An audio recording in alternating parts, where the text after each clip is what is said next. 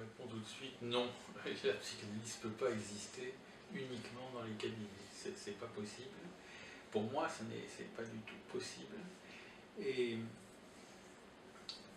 parce qu'il faut que les analystes aient l'expérience d'abord de la réalité, je dirais même sociétale. Il faut qu'ils sortent du cabinet pour savoir comment les patients vivent. Et souvent, ça n'est vraiment pas facile. Et se rendre compte de ce que c'est que la psychose, qui ne se rencontre pas souvent dans les cabinets, ou alors c'est une psychose qui est, disons, qui supporte quelque chose qui ne va pas bousculer leur état, et qui certes est certainement utile, mais ça ne suffit pas, ça ne suffit absolument pas. Justement, là, j'évoquais avec Judith le Benedetti. Bon, j'avais d'ailleurs noté, avant qu'on en parle, que son leitmotiv, ce psychanalyste italo-suisse, en fait, c'est être avec. Être avec, ça veut dire accompagner les patients, y compris, pour une part, dans la vie quotidienne. C'est tout à fait décisif pour eux, et c'est un point pour moi qui est très important. Ensuite, bon, il y avait l'institution de Maud Manoni. Il y a eu en France beaucoup d'expériences institutionnelles, ça ne manque pas. Il y en a plus ou moins réussies, plus ou moins, disons, inventives, mais il y en a beaucoup. Et moi, j'étais assez proche de Maud Manoni. Je trouvais que ce qu'elle disait était assez intéressant, parce que c'est une psychanalyse de combat.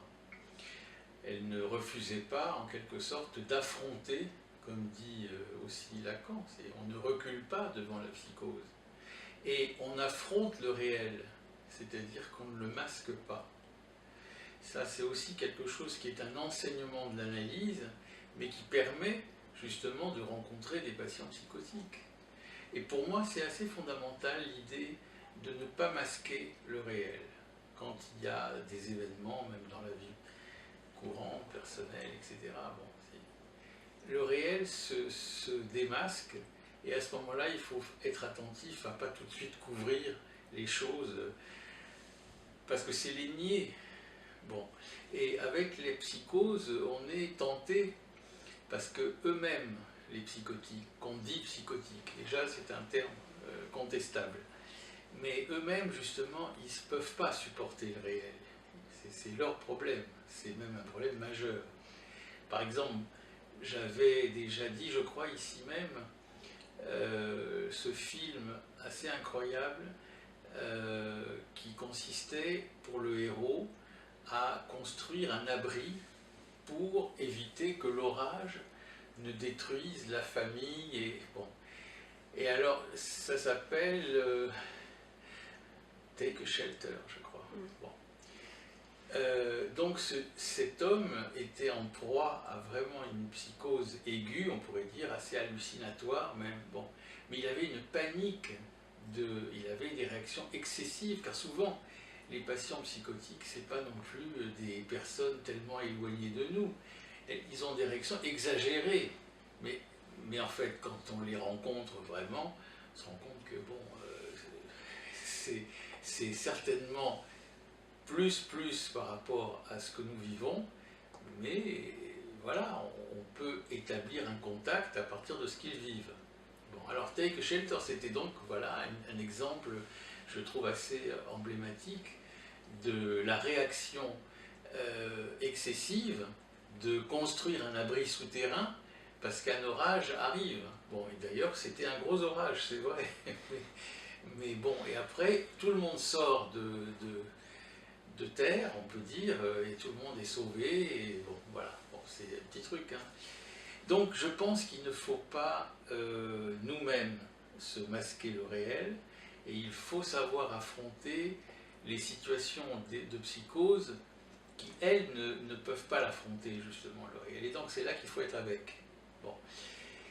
Donc, bon, pour répondre à la question, comment un psychanalyste pourrait-il travailler sans avoir connu des patients psychotiques? C'est pas possible. Ça n'est pas possible. Et ça n'est pas parce que sa clientèle est composée seulement de névrosés. D'abord, quelqu'un peut sonner à sa porte un jour et il sera peut-être dans la psychose. Mais c'est surtout que la psychose, elle enseigne pour la névrose. Et donc on se coupe d'une expérience qui est décisive. C'est décisif, vraiment.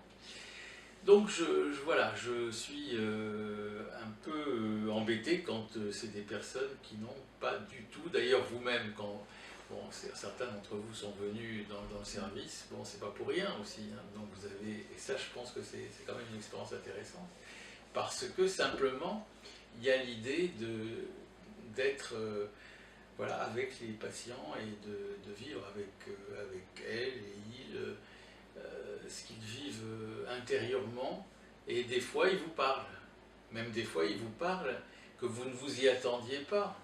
Ils vous disent des choses qu'ils n'ont pas dit au médecin ou à la psychologue. Bon, pourquoi ça? Et que c'est très important. C'est qu'il n'y a pas de hiérarchie dans le transfert avec les patients dits psychotiques.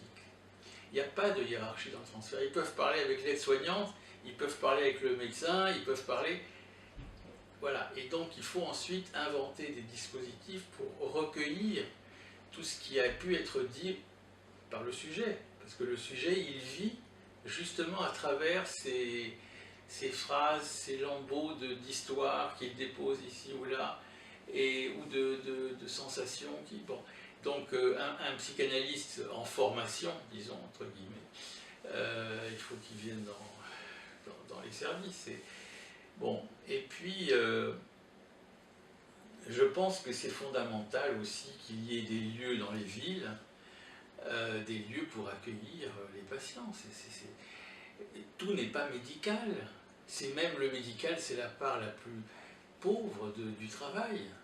C'est pas ça le travail avec les patients. C'est tout à fait autre chose. Si vous voulez, les anciens, ils disaient... il y avait la folie d'un instant et la folie d'une existence. Bon. Mais la folie d'une existence, vous n'allez pas la laisser toute la vie à l'hôpital. Donc nous, en France, c'est vrai, on a ce qui s'appelle le secteur, mais c'est l'idée que quand même des patients ont besoin de lieux d'accueil dans la ville. Bon. Judith Ekulbe, justement, s'occupe d'un lieu magnifique qui s'appelle le Bouffadou, et où il y a un accueil tous les jours, avec d'ailleurs une quantité impressionnante de patients qui passent, parce que c'est vivant, et parce que les collègues qui travaillent là-bas, ben, ils ont le contact avec les patients, et ça leur fait énormément de bien. Bon.